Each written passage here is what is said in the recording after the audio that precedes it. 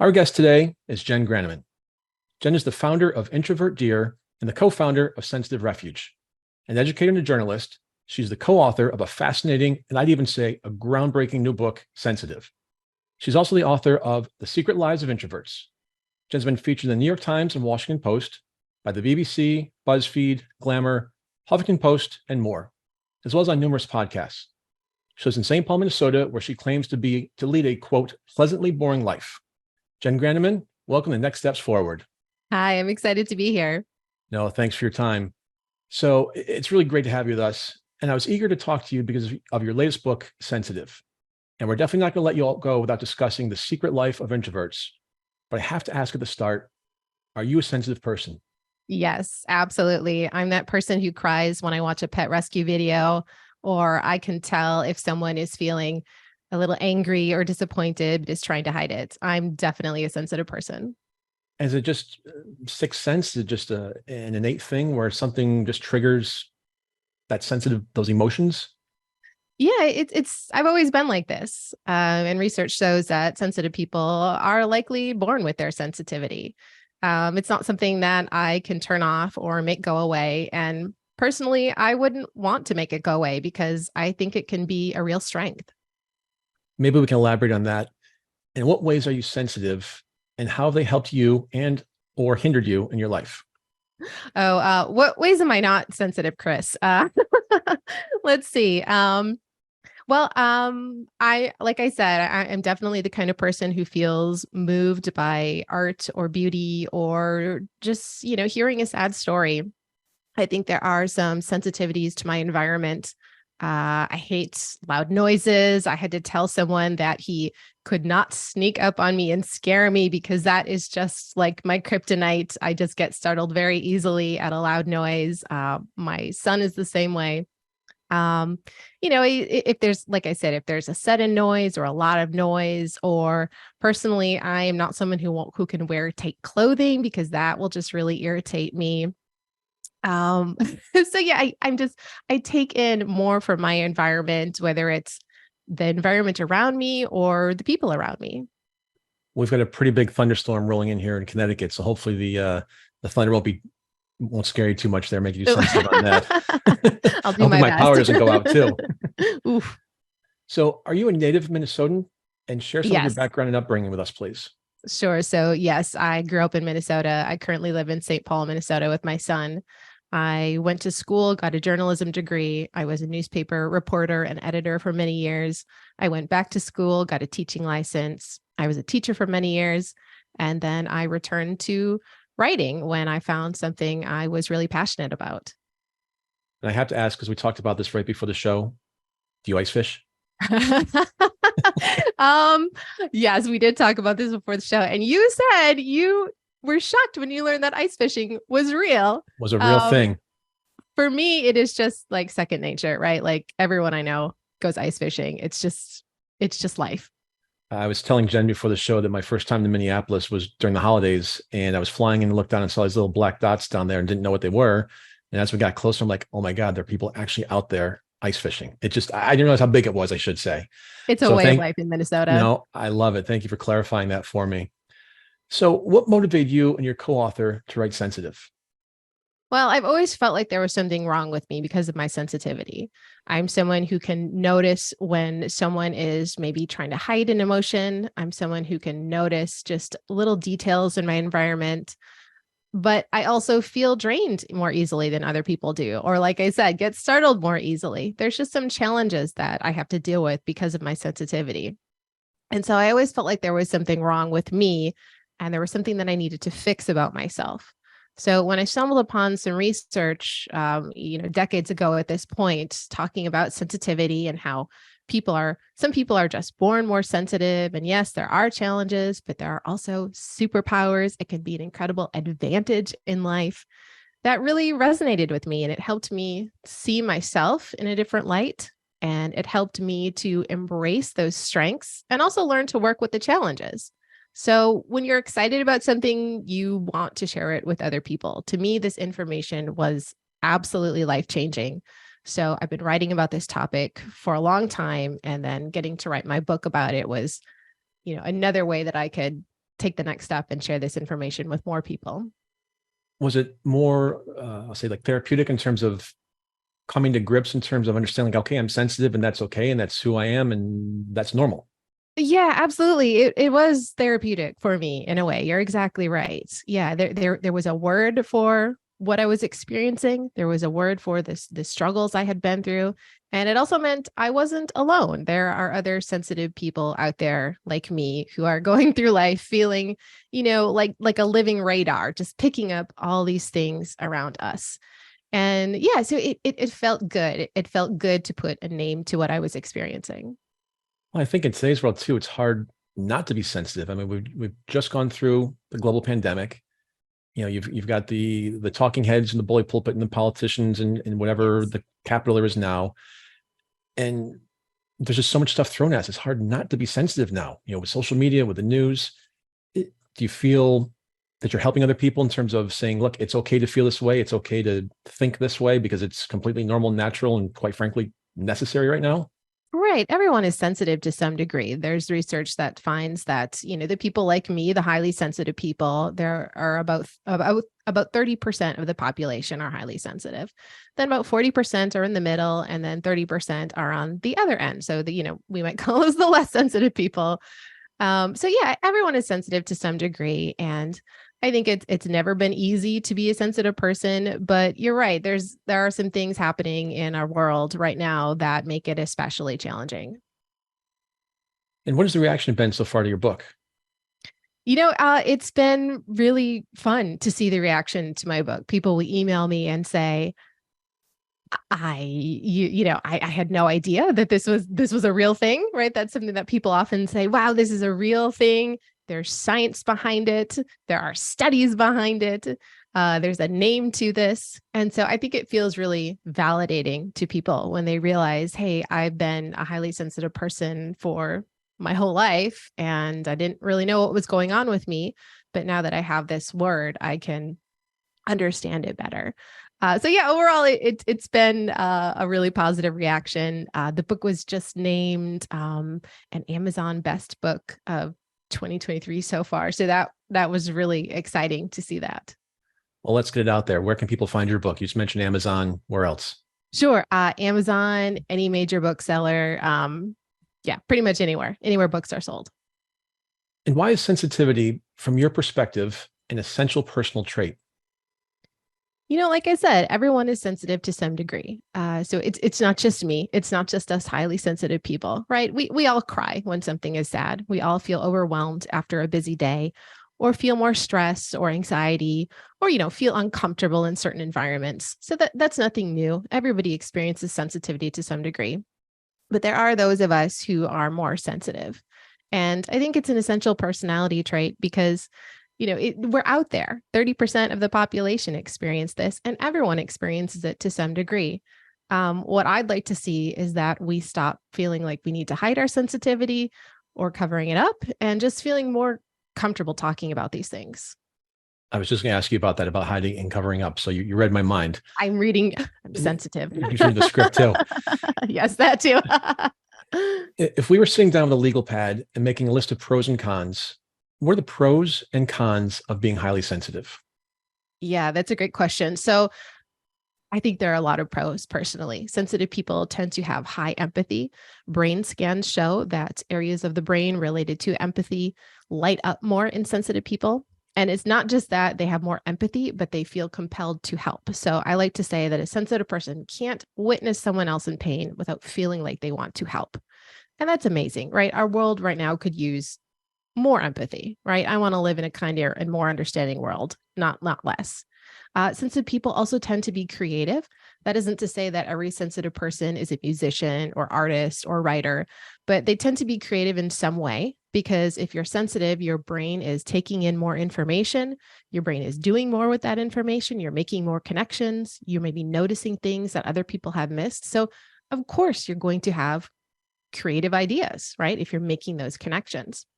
Sensitive people also tend to have high sensory intelligence. So that means being more aware of your surroundings. And this can be incredibly useful if you're in the military or in the police, because you need to keep your unit safe. And if you're noticing what's going on in your environment, you can keep yourself and your team safe. Same thing with sports, right? If you are more aware of what's going on in the field, you're going to be a better athlete. Sensitive people have rich emotions, which can help them connect with other people really well. And then they also process things deeply. They think deeply about things. They reflect on what they've experienced and seen and heard. And that deep thinking and deep reflection that can lead to so many positives. So I've talked all about the pros. Right here, I'm just here to advocate for sensitivity, right? But the cons, okay, because you asked. So it can be hard to be a sensitive person. When you have a lot of empathy, it hurts. It hurts to feel pain. It hurts to feel other people's pain, right? And I think, sensitive people tend to be generous and kind. And so some people might take advantage of your generosity. I think it can be challenging because you feel overstimulated easily. When you pick up on so much from your environment, well, a loud or busy place like a restaurant or, even just an office or a classroom, that can feel stressful and that can feel overwhelming when you're picking up lots of details.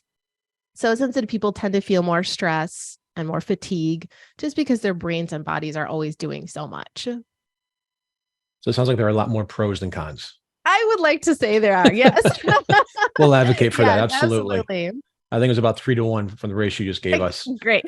Let's go with that. Is it possible for someone to learn to be more sensitive, or is it just something you're born with?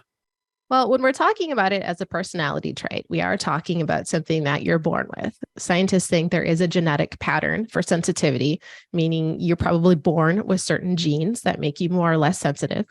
Also, experiences in your childhood or even things that your mother experienced while she was pregnant with you can shape your level of sensitivity. With that said, everyone can learn to have more empathy. Everyone can learn to pay a little more attention to details or to enhance their creativity. So certainly everyone can learn to cultivate some of those traits of sensitivity. And is there a way to measure sensitivity, like a scale that we can rate ourselves or others can rate us? There isn't like you don't get like a sensitivity score necessarily, right? There are some tests out there, but sensitivity is not something you're diagnosed with. You can't go to a doctor and get, a sensitivity diagnosis, right? Because it's not a disorder. It's something that is a personality trait. But with that said, there are definitely self-tests you can take. The researcher who originally coined the term, Dr. Elaine Aron, she has a wonderful self-test out there. You can find it online or in her book. My book also has a sensitivity checklist. And the more points that you check, the more sensitive you are as a person. So you can find that in my book. Or also, like I said, there's a lot of self-tests online. On Amazon and other booksellers. Yes. So what is considered highly sensitive and what's considered normal or average, for lack of better words? Yeah. So, if you're a highly sensitive person, it means that you are more in tune with your environment. Your brain processes things deeply. You reflect on things deeply. And a lot of this deep processing happens unconsciously. A lot of sensitive people don't even realize that their brains and bodies are taking in more from their environment and then analyzing that information more. So if you're sensitive, you might cry more easily. You might notice those little details. Maybe you notice, a missing line of computer code, or maybe you notice, you're thinking about, well, it rained yesterday, so it's going to be muddy today when I'm walking, right? So you're thinking about your environment and you're thinking about those little implications. And again, everyone does this to some degree. It's just a matter of how much do you do it and how, how naturally in tune are your brain and body with your environment. How many studies have been done on the topic of sensitivity? Is it well understood, or are researchers really just scratching the surface right now? It is fairly well understood. This trait has been being studied since, for quite a while, but the researcher who began studying it in the 1990s was Elaine Aron, and she coined the term highly sensitive person. And since then, there's been quite a few studies on it. Some of these studies are small, so our understanding is still evolving. It's not something we can say, 100% exactly it's this way or that way. but it is something that is a fairly well-studied trait. And why should we reframe the way we think about sensitivity? Well, I think a lot of people still see it as a weakness. Sensitivity is still stigmatized. People say, don't be so sensitive, or toughen up, or get over it, or you'll be okay, right? A sensitive topic is one that might embarrass the listener or offend the listener, right? So the word sensitive is used in different ways. Sensitivity is often associated with the feminine. A lot of men don't want to be seen as sensitive. For example, when I was writing my book, I gave it to a friend to read the rough draft. And she said, oh my gosh, I think I'm a sensitive person. And she said, I think the guy I'm dating is a sensitive person. So she went and she took the book to him and she said, I think you're a highly sensitive person. And he got really offended. He said, if anyone called me sensitive, I would be really offended. He got mad about it, right? So I think men especially don't want to be seen as sensitive. And again, I'm here to reframe it as a normal part of human life, and actually not just normal, but it can be an advantage to be sensitive. Well, maybe as a follow-up to that about your friend's boyfriend, do sensitive males receive different treatment than sensitive females? I have heard from a lot of men that yes, they don't want to be sensitive. They feel the need to hide it. They feel the need to hide their emotions. They feel the need to push through any pain or discomfort. And there's some interesting research out there that shows that boys who were given a self-test for sensitivity when they were young, and they scored as highly sensitive people. They were given that test later on when they were teenagers. And the same boys who scored as highly sensitive now did not score as highly sensitive people. This is interesting because we know that sensitivity as a personality trait doesn't really go away. You can learn to cope with the challenges, but it doesn't really go away. If you're a sensitive person, you'll probably always be a sensitive person.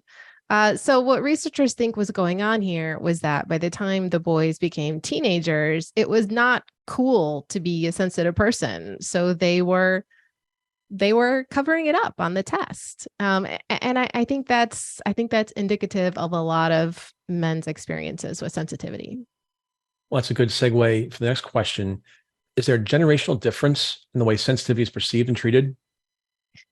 I don't want to say that every generation is one way or another. I think everyone is different, but I do think that in older generations, there's been this tendency to hide our emotions. And like I said, toughen up, push through, get over it, move on.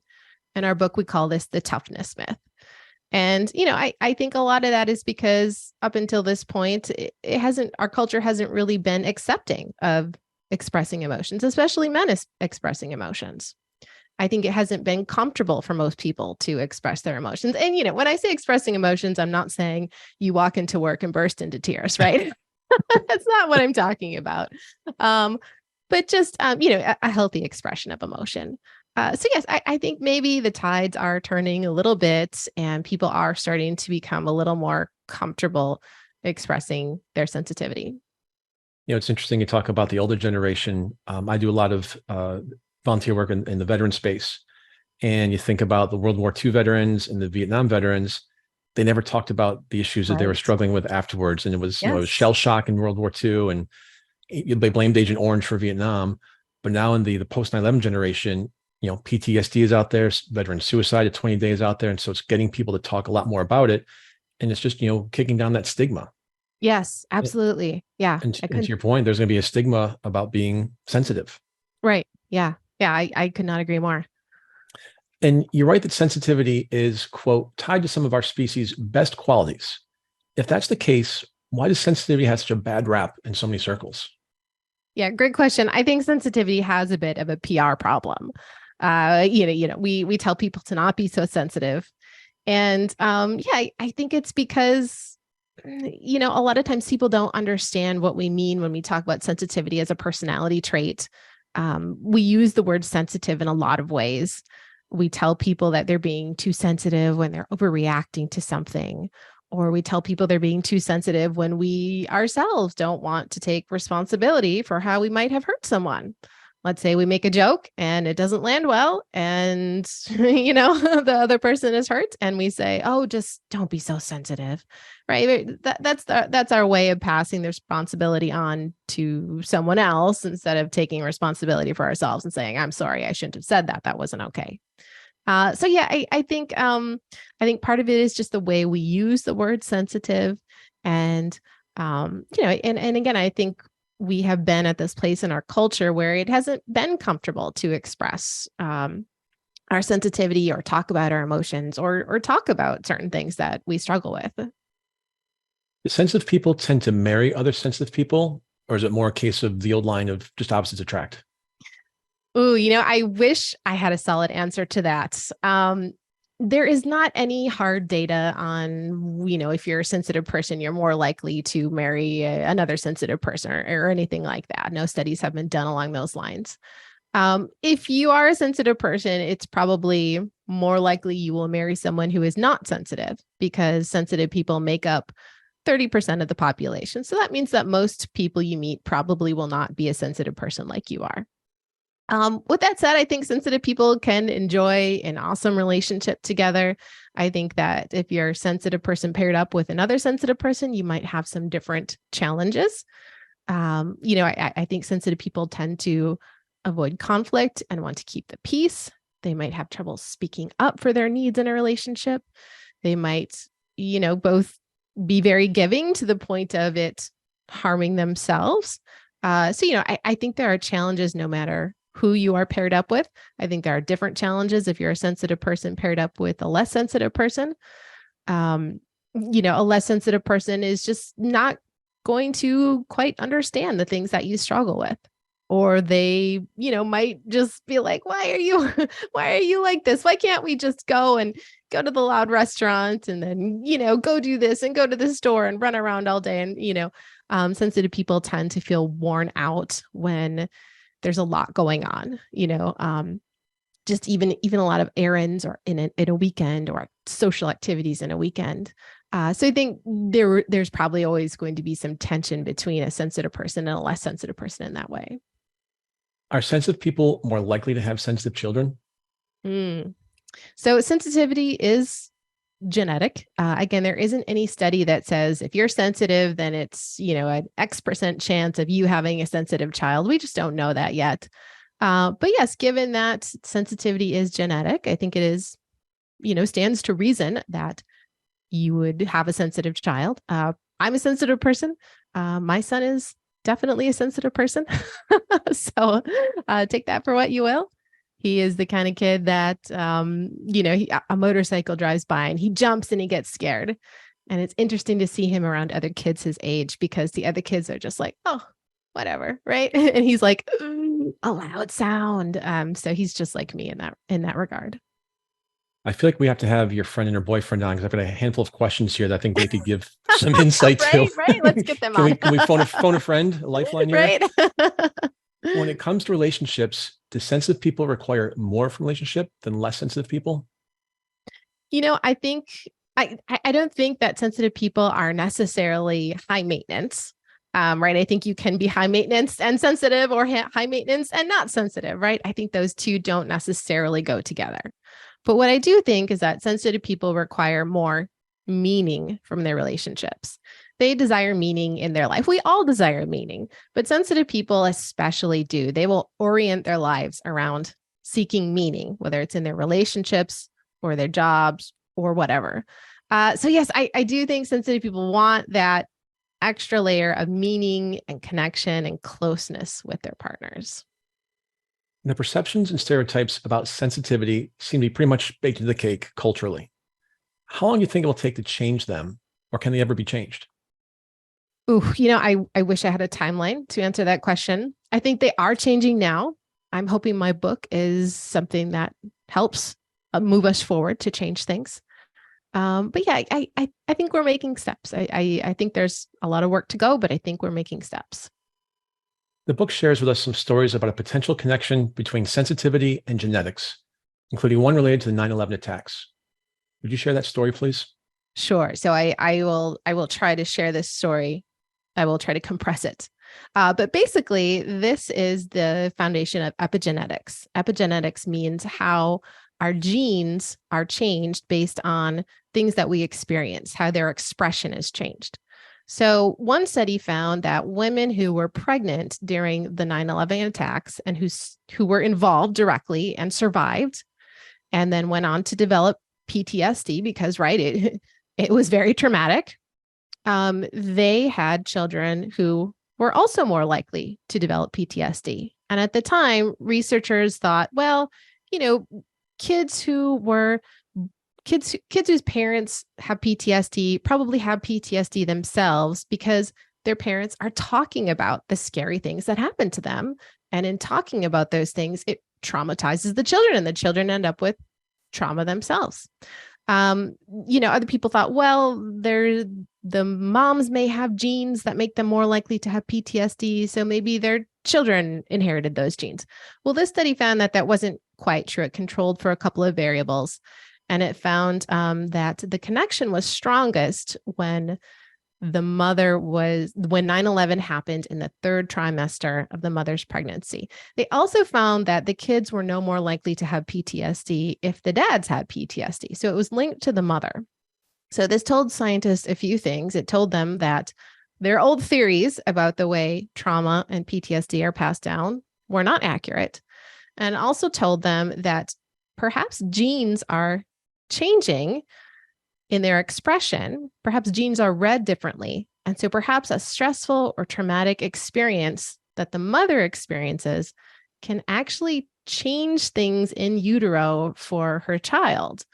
So this is fascinating. Scientists still don't know a lot about epigenetics, right? We're still just scratching the surface here. But it's possible. Some other researchers went on and did some studies with prairie voles. They stressed them out. They watched the effects of, the stressed out mothers who were pregnant and watched the effects on their prairie vole pups as they grew up. And they found that, probably there is a link between the mother experiencing stress while pregnant and the child being a little more sensitive. And the idea here is that stress sends a message to the child while the child is still in the mother's womb. And it says, hey, pay attention. It's a wild world out here. There are some things happening and you need to, to be sensitive to your environment. So again, we're still uncovering these clues. We don't know all of this for certain, but it's so fascinating that there might be that link between stress and sensitivity. That 9/11 PTSD thing is fascinating to me. Yes. My listeners know, so I was at Ground Zero 9/11, have spent the majority of my career working around Ground Zero since then. And in 2018, I self-diagnosed myself as having PTSD. And it took me 17 years to go back. And my wife and I now have 3 kids since then. So I'm wondering, I'm just curious and fascinated now based on the research you're talking about. So thank you for sharing that. So interesting. Yeah, that's so interesting. Jen, as we think about sensitive people in a positive light, we often think of their musical or artistic abilities. Is there a proven connection between sensitivity and brilliance? Great question. This is one of my favorite topics around sensitivity. So, there is a connection between sensitivity and brilliance. And that's not to say that every sensitive person is a genius or an incredible artist or something like that. But sensitivity has been linked to brilliance. I interviewed Linda Silverman, the director of the Gifted and Talented Center, and she has done a lot of research over the years that has found that some of the people with the highest IQs tend to be sensitive. And so, it's just, I think it makes sense, because if you are a sensitive person, you're taking in more from your environment, you're reflecting deeply on that information. And so it makes sense that you would notice more, you would remember more, and that you would have some form of brilliance. You've also written about introverts. I asked this question earlier about sensitive people, but I'm also curious about introverts. Are there different types of introverts? I wouldn't exactly say there are different types of introverts, but I think our introversion shows up in different ways. I think we all I think as introverts, we all generally like to spend time alone. We enjoy it. We like smaller gatherings. We're probably not going to be at that loud party every weekend. Maybe every once in a while, right? I enjoy a party every now and then. I just don't want to do it all the time because that is exhausting for me as an introvert. And I probably don't want to stay for very long either. I'm always the person who leaves the party early. But yeah, I think introversion shows up in lots of different ways. I think you have people who are they can kind of project in an image of extroversion for a little while. That is me, right? And then we need to sort of go back to our introvert caves and recharge our energy.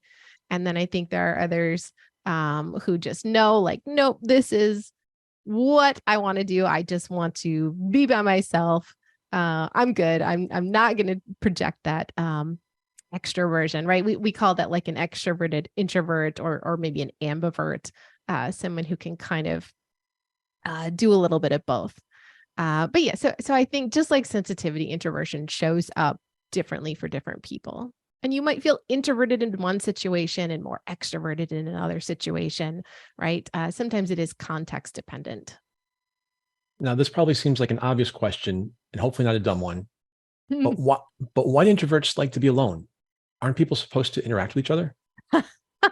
Why do introverts like to be alone? Oh, that is a great question. That's not a dumb question. I love it. Okay, good. You are right. We all, as human beings, have a need to connect with other people. Introverts have a need to connect with other people. We have a need to have relationships in our lives. We are social creatures as human beings. That is how we were wired and designed. Introverted people and also sensitive people to some degree, we just get more tired more easily from socializing than other people do. And so we have to go and withdraw.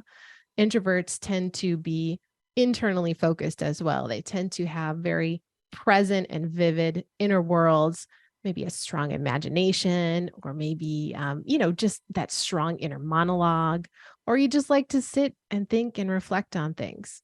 So introverts tend to be drawn to those more internal activities, which, are usually done alone. So yes, we introverts absolutely need people. We introverts can feel lonely if we don't have enough people in our lives. But we do need to take that time to withdraw and recharge our energy. So then introverts must have thrived during the pandemic, like made for that situation. Is there any research coming out now that we're on the other side of it in terms of how they're reacclimating to society and getting back out there in terms of their normal interaction? I have not seen any hard and fast research that says, how introverts are acclimating, but I can tell you just, anecdotally what I've heard. I think so in my experience working with my community of introverts, I think a lot of us were pretty excited at the fact that suddenly our calendars were wiped clean in those first few weeks of the pandemic. I can remember just like looking up at the calendar by my desk and being like, it is empty. Wow. And that was a thrilling thought for me. But then as the pandemic went on, introverts can only be alone so much. I personally started to feel like, okay, I need to find a way to connect with my people again. I don't have a lot of people in my life, right? I just have a few people that I'm close to. But I missed connecting with them. And from what I heard from other introverts is a lot of them felt the same way, that solitude is great, but you can only take so much. But yeah, I think it's been a journey to figure out how to reacclimate. I can remember when the pandemic ended and suddenly it was like, oh, we're all going out again. We're all, talking to each other in person again. It was like, oh my gosh, where did my social skills go? Like, I don't remember how to have a conversation. This is something I have to figure out again. And to that point, think about kids in school. Yeah, They were absolutely. homeschooled for years, and Yeah, especially in those, I'll say, the transformative years in terms of, turning into a teenager or going into high school, they're trying to figure it out again. So I'm curious. I mean, absolutely. someone's going to do a big, Harvard Business School study on this or something at some Yep. point. So it's going to be an amazing sociological research studies. So we'll see what happens. Do we know if introverts are more likely to be sensitive as well? So sensitive people and introverts, there is some overlap. About 70% of sensitive people are thought to be introverts. So then that leaves about 30% being extroverts. So yes, the majority of sensitive people are introverted, but of course there are extroverted sensitive people. And I like to say that a sensitive extrovert looks a little different from a sensitive introvert, because a sensitive extrovert might be that outgoing, warm personality. They might thrive on relationships. They might be a real people person and they feel comfortable expressing their emotions. Maybe they are the person who walks into work and is able to cry, right? As a sensitive introvert, that would not feel comfortable for me.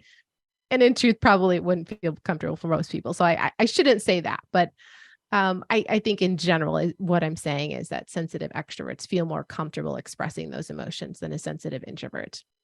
But they still need downtime. If you're a sensitive person, whether you're introverted or extroverted, you need downtime. You need time to decompress. You need quiet time. We all need downtime, whether we're sensitive or not. But it's just if you're sensitive, you tend to need more of it.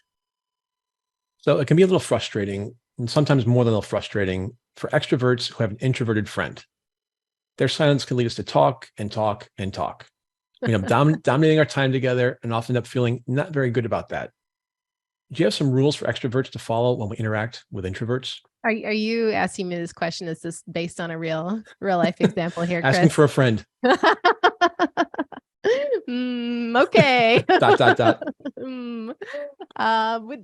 That's a great question. I love when people ask me, what are some rules for extroverts to interact with introverts? So what I find is that if you are an extrovert and you feel like you're talking on and on and on, ask the introverted question. Sometimes we introverts have something we want to say and we have something we want to talk about, but we just might wait until we're invited to talk about it. Personally, this is something that I am trying to get better at myself. I am trying to just not wait for an invitation to say what's on my mind. And it's, I'm 40 years old. It has taken me my entire lifetime to figure out that this is what I need to do, to just say it instead of being waited to be invited to say it. But, for introverts, we feel more comfortable when someone asks us a question. Sometimes we might not even think to say something, right? A lot of times I just don't even think to say it because it's on my mind. It doesn't necessarily occur to me to put it out there, right? It's on my mind. So why would I put it out there? So yes, I would say number one tip is just ask introverts some questions. Of course, don't make it an interview. Don't be prying if they're obviously uncomfortable. There are some limits here. But yes, you can ask questions to help draw the introvert out. Duly noted for a friend. Thank you. And if you sense that you're talking on and on, maybe just stop for a moment. Deep breath. Stop and take a breath. Yeah. So let's flip the premise of the previous question around, or maybe tilt it on its side a little bit. Are there things that extroverts do that really, really bother their introverted friends? Things that extroverts do that bother their introverted friends. Well, I think we've hit on one already, which is that talking on and on. I've certainly been in my share of situations where the other person just is talking on and on and on. I think there are things, I think extroverts often feel ready to connect, whereas introverts, they need a little mental preparation to step out of their heads and connect. So I think extroverts are more comfortable in general with spontaneity. So like suddenly an extrovert will be calling you, or maybe the extrovert will say, hey, can you go get lunch right now? Let's go grab lunch right now. Or, hey, let's go do this right now. And for a lot of introverts, that feels like, whoa, hold on. I am in my head. I'm in my introvert comfort zone. I am not necessarily mentally prepared to connect and step out of my head and step into the real world. So I think just giving some advance notice to introverts can go a long way, whether it's a phone call or plans or even just, a conversation. They're not spontaneous. Well, that's not what I said. I can be spontaneous sometimes, and so can many introverts. But I think in general, we would prefer to be mentally prepared for something. Planners, I get it. whenever possible. So are extroverts more shallow than introverts, or do relationships mean less to extroverts because they make friends more easily? Oh, that's a great question. No, I don't think that relationships mean less to extroverts. I think extroverts just tend to have a lot more social energy, so it's easier for them to maintain a larger social network. Introverts just don't have that same amount of social energy. We just don't feel as rewarded by socializing as extroverts do. It has to do with dopamine in our brains. There's been a study that's found that introverts just don't their brains just don't light up as much or get as active as much at the possibility of a reward as an extrovert's brain does. And by reward, I mean, maybe meeting a new friend, getting a phone number of an attractive stranger, or just, telling a joke and making everyone laugh and having people like you. So introverts just don't have that same drive to seek out those rewards that extroverts do. But introverts are still human beings. They still need relationships. We all need strong, solid relationships to thrive. So I think introverts tend to go deep. They go deeper into their relationships. They want a few close relationships instead of, having the energy to maintain a big social network. An American Perspective survey found Americans today have, quote, fewer close friends than they once did, talk to friends less often, and rely less on friends for their support. You write that the relationship deficit is even more prominent among men. Is this an indication that more people are introverted than ever before, or is this just a case of technology creating a greater divide among us? I would not say that more people are introverted than ever before.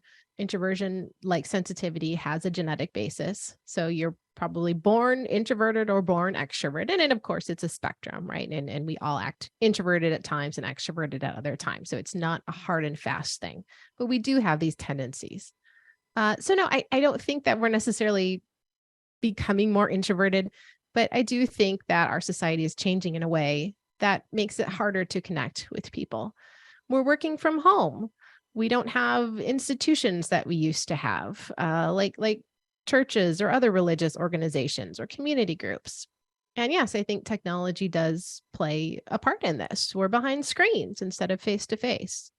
So yes, I would say it's more that our world is changing and valuing connection less, unfortunately. And speaking of introverts, you are a self-declared introvert. I think some people would be very surprised an introvert had a podcast, the Introvert Dear podcast. Are introverts and introversion sometimes misunderstood when it comes to a willingness to go out on that sort of a limb? Yes, absolutely. Yeah, just because I'm an introvert doesn't mean I don't have things I want to share with people or experiences I want to talk about. I'm an introvert and I love to talk about things that are personally relevant to me and interesting to me. And it does mean that when I do things like a podcast or even an interview like this, right? It drains my social battery. And I'll be honest, after this interview, I'm going to go and just be alone and recharge for a little while because that's what I'm going to need. And that's what I had to do on my podcast too. I enjoyed all those conversations, but it drains your battery, right? I think if I were an extrovert, maybe I would feel like, oh, that was exciting. Let's keep going. Let's keep talking for another hour, Chris. But an hour is going to be good for me. And I'll need to go and relax and recharge my energy. So it's not that introverts are shy. It's not that we lack confidence. Some of the most confident people I know are introverts, but we do need to take that time afterwards to recover some of our energy. And we do that by having downtime or spending time alone. So are you politely telling me that I'm exhausting? I didn't say that. You wouldn't be the first, you won't be the last. So you touched on this briefly earlier in the first half of the show. Is there such a thing as an extroverted introvert or an introverted extrovert? And if so, how can we tell if someone fits into one of those categories? Yeah, I've written some blog posts about this. So an extroverted introvert is just really someone who appears social and outgoing, even though really they're an introvert. They may have some characteristics of both extroversion and introversion. Some people call them ambiverts. I think that, I also think that you can be an introvert and just exhibit some extroverted characteristics from time to time. And really, we all fall somewhere on this spectrum. None of us are pure introverts or pure extroverts. Even extroverts need time alone, and introverts need time with people. And those characteristics of how we present ourselves can change depending on the context. But again, we all kind of lean one way or another. So yeah, if you're an extroverted introvert, maybe you have a podcast, but then want to go recharge alone afterwards. Or maybe you can, you have a strong group of friends, but you need to take time alone to recharge. Maybe people will describe you as a people person, but really deep down, well, I am, but I also need my alone time. So it's really that mix of introverted and extroverted characteristics. All right, let's shift gears a little bit here for a moment. Do you have another book in the works right now, or are you still catching your breath after writing Sensitive? I am catching my breath and figuring out what to do next. I am designing a course, an online course, to help sensitive people deal with overstimulation and overwhelming emotions. So that is where my energy is focused right now. Are there any famous introverts that might really surprise people if we suddenly recognize them for that trait? Politicians, musicians. Yes, absolutely. There are a lot of, kind of surprising introverts out there. Meryl Streep, the actress, is an introvert. She says she's quite introverted. Lady Gaga, the musician, also says she's introverted. Warren Buffett, Bill Gates, Abraham Lincoln, supposedly they are and were introverted. I think a lot of times we think, oh, you can't be an introvert if you're someone in the spotlight, or you can't be an introvert if you're a leader. But that's just not true, right? Introverts can step up and be leaders. Introverts can be entertainers. In fact, a lot of introverts, I think, they can feel more comfortable putting on a role as an actor, or maybe performing music on stage, because it's something that they step into. It's sort of a persona that they step into. I know Beyonce says she puts on this persona of Sasha Fierce, right? She claims she's actually a shy person, but she puts on this strong persona when she steps on stage. So I think for introverts, there's a big draw there because, when we're performing, we can show people our creativity and we can show people our inner world. And those things often go unnoticed in everyday life. But then we can also sort of put on this persona that is a little bit protective in a way because it's different from us. Yeah, it's fascinating talking about Meryl Streep and Beyonce and sort of leaving it on the stage, and they're a totally different person off stage. So I never thought of that, but that makes complete sense. Yeah. Yeah. So we have just a few minutes left. Where can people find your books or contact you if they'd like to have you speak to their group? Sure. So like I said, you can find my books, Sensitive or The Secret Lives of Introverts, anywhere books are sold. You can find me on social media. I'm on Twitter and Instagram under my name, Jenn Granneman. I'm also on Facebook under my name, Jenn Granneman. I run a blog called introvertdear.com. That's DEAR, like you're writing a letter, not like the animal. That is the main place you can find me. But yeah, so if you Google my name, you will find me. And that's Jenn with 2 N's. Jenn with 2 N's. Yes, absolutely. And then quite a few N's in Granneman as well. 3, but not all together. Yes. Very good. Yes. Yes. Jenn Granneman, co-author of Sensitive, author of The Secret Lives of Introverts, founder of Introvert Dear, co-founder of Sensitive Refuge, and host of the Introvert Dear podcast. Thank you so much for being with us today. Thank you. It's been such a pleasure. It was a lot of fun. And thank you to our audience for joining us for another episode of Next Steps Forward. I'm Chris Meek. For more details on upcoming shows and guests, please follow me on Facebook at facebook.com/Chris Meek Public Figure and on Twitter at Chris Meek_USA. We'll be back next Tuesday, same time, same place, with our leader from the world of business, politics, public policy, sports, or entertainment. Until then, stay safe and keep taking your next steps forward.